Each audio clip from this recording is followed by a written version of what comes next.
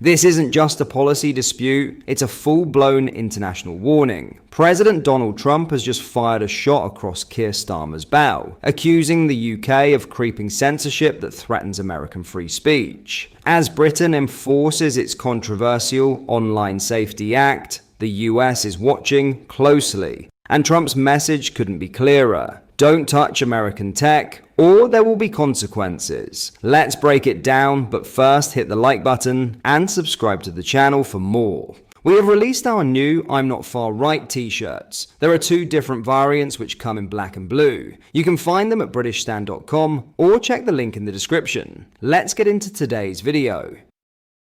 In a dramatic transatlantic development, the Trump administration has issued a clear and unmistakable warning to Prime Minister Keir Starmer and his government over the UK's controversial Online Safety Act, a law that critics say poses a serious threat to free speech and could lead to the censorship of American-owned tech companies operating in Britain. The move comes just days after the UK government formally introduced the long-delayed legislation, triggering immediate concern not only at home, but now, as we're seeing, abroad as well. The new law brings with it strict content moderation rules and tough age verification requirements, forcing thousands of websites, forums, and platforms to adapt overnight. Major platforms like X, formerly Twitter, Reddit, Discord, Blue Sky, and even dating apps like Grindr have all rolled out compliance tools and verification gates in response to the UK's demands. But those changes have not gone unnoticed, especially in Washington. Now, the United States is watching and warning. A senior official from the US State Department, speaking to The Telegraph,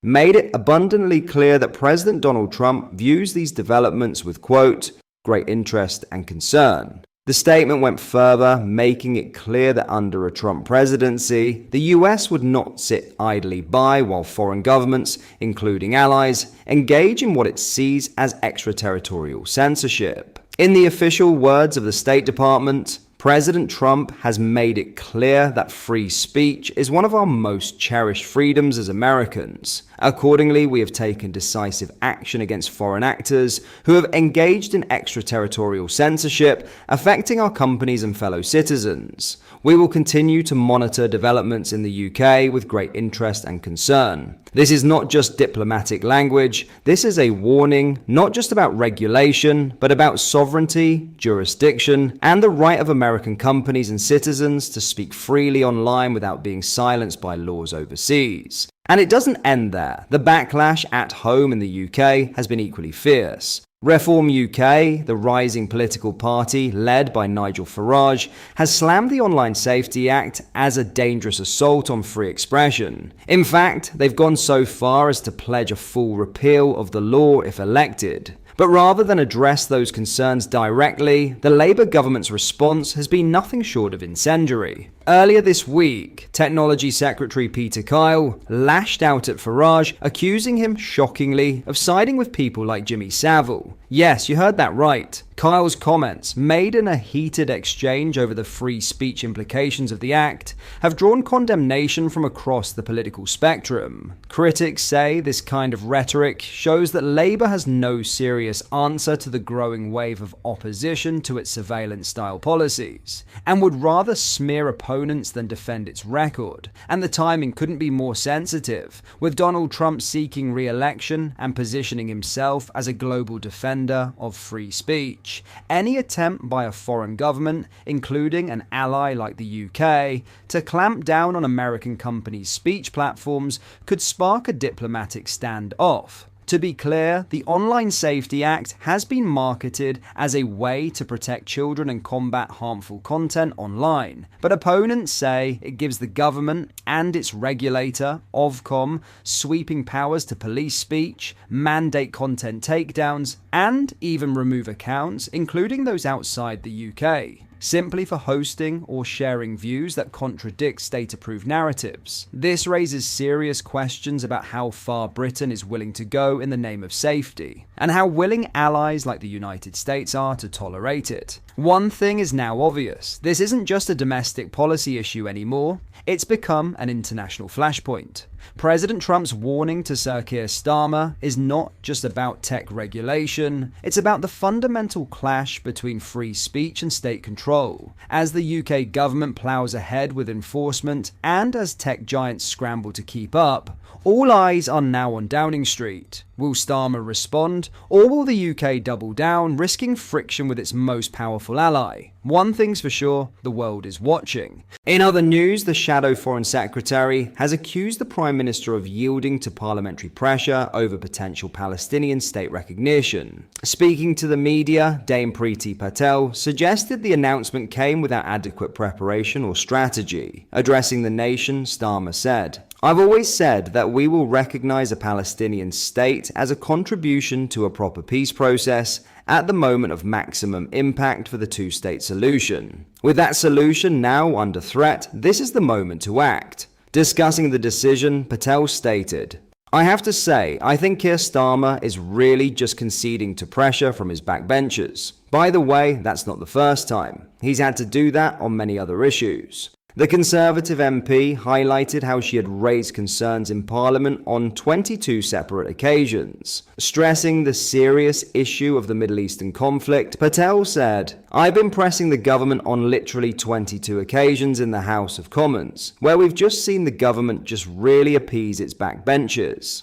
Saying that they will recognize Palestine but do so without a plan is why this is a very serious issue." Patel has strongly criticized the government's handling of the Gaza humanitarian emergency and its diplomatic approach to the conflict. She argued that Britain has failed to exercise meaningful influence or participate actively in peace negotiations. "We've seen this terrible situation of humanitarian crisis in Gaza for months upon months now, and Britain simply hasn't been leveraging its influence," she told the media. "It hasn't been at the negotiating table. It's not really done anything in terms of making sure that we're stepping up to release the hostages, ensure that Hamas has no future role to play."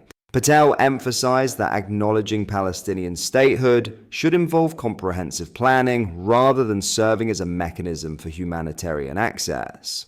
It is wrong to basically say that through recognizing Palestine that they're able to get more aid in. The two should not be linked, she said. There should be a proper plan for state recognition of Palestine.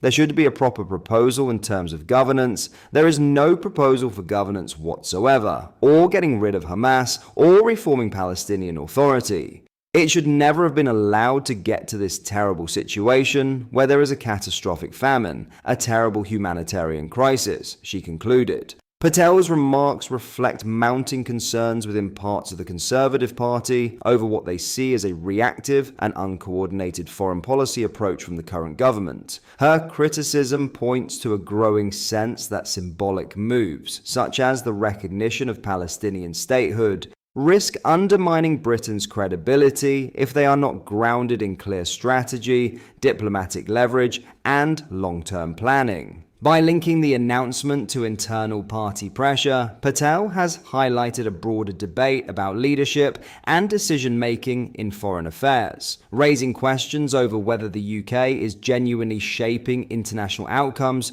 or merely responding to political convenience. Her insistence on the need for a robust plan for Palestinian governance, security guarantees, and the exclusion of Hamas from any future framework taps into wider anxieties about instability in the region and the UK's diminished presence in high-level negotiations. With the humanitarian crisis in Gaza worsening by the day and diplomatic momentum around a two-state solution under increasing strain, the stakes could hardly be higher. As calls grow louder for decisive and principled leadership on the world stage, Patel's intervention is likely to fuel further scrutiny over the government's next steps, and whether its foreign policy is driven by long-term vision or short-term political expediency. What are your thoughts on what we discussed in today's video? Let me know down in the comments section below.